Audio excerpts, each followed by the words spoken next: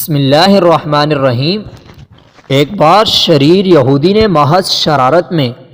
آپ صلی اللہ علیہ وسلم کی خدمت میں کھجور کی ایک گٹھلی پیش کی اور یہ شرط رکھتے ہوئے کہا کہ اگر آپ آج اس گٹھلی کو مٹی اور پانی کے نیچے دبا دیں اور کل یہ ایسا تناور کھجور کا درخت بن کر زمین پر لہلہانے لگے جس میں پھل یعنی کھجوریں بھی پیدا ہو جائیں تو میں آپ کی تعلیمات پر ایمان لے آؤں گا، گویا میں مسلمان ہو جاؤں گا۔ رسول اکرم صلی اللہ علیہ وسلم نے اس کی یہ شرط تسلیم کر لی اور ایک جگہ جا کر آپ صلی اللہ علیہ وسلم نے اس گٹھلی کو مٹی کے نیچے دبا دیا اور اس پر پانی ڈالا اور اللہ تعالی سے دعا بھی کی اور وہاں سے واپس تشریف لے آئے۔ اس یہودی کو دنیاوی اصولوں کی کسوٹی پر یقین کامل تھا کہ ایک دن میں کسی طرح بھی کھجور کا درخت تیار نہیں ہو سکتا تھا، لیکن آپ صلی اللہ علیہ وسلم کی ذات اقدس کی روحانیت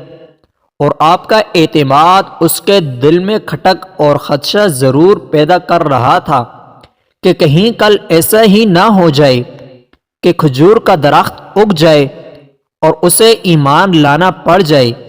اس نے اپنے اس وسوسے کو دور کرنے کے لیے پھر دنیاوی اصولوں کی مدد لی اور شام کو اس مقام پر جا کر جہاں کھجور کی گٹھلی آقائے دو جہاں صلی اللہ علیہ وسلم نے بوئی تھی اس کو وہاں سے نکال لایا اور خوشی خوشی واپس آ گیا کہ اب کھجور کا نکلنا تو درکنار، کھجور کے درخت کا نکلنا ہی محال ہے، لیکن وہ نہیں جانتا تھا جب معاملہ اللہ اور اس کے رسول کے درمیان ہو تو دنیاوی اسباب بے معنی ہو جاتے ہیں۔ اگلے دن آقائے دو جہاں صلی اللہ علیہ وسلم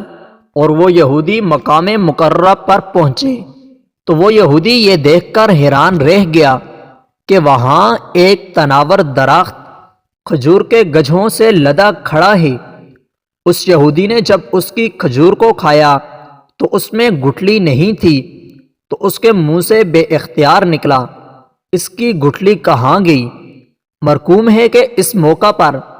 آپ صلی اللہ علیہ وسلم نے ارشاد فرمایا کہ گٹھلی تو تم نے کل شام ہی نکال لی تھی، اس لیے گٹھلی تو کھجور میں نہیں ہے، البتہ تمہاری خواہش کے مطابق کھجور کا درخت اور کھجور موجود ہیں۔ کہا جاتا ہے کہ وہ یہودی اللہ سبحانہ تعالیٰ کے اذن سے رسول اکرم صلی اللہ علیہ وسلم کے اس معجزے کو دیکھ کر مسلمان ہو گیا۔ اس واقعے کے بعد سے آج تک بغیر گٹھلی والی معجزاتی کھجور مدینہ منورہ میں خوب اگتی ہیں، دکانوں پر فروخت بھی ہو رہی ہے۔ اس کھجور کا اصل نام سکھل ہے، اسے سخل بھی کہتے ہیں، اور اگر آپ کو نام یاد نہ بھی رہے تو آپ اسے بیدانہ کھجور کا کہہ کر بھی طلب کر سکتے ہیں۔ اب بہت زیادہ علم رکھنے والے بالخصوص نباتیات کے ماہرین بھی یہ پوچھیں گے کہ جب سکھل کھجور میں گٹھلی نہیں تو اس کی مزید کاشت 1400 سالوں سے کیسے ہو رہی ہے؟ تو بتانے والے نے بتایا ہے کہ اس کے سوکھے پتے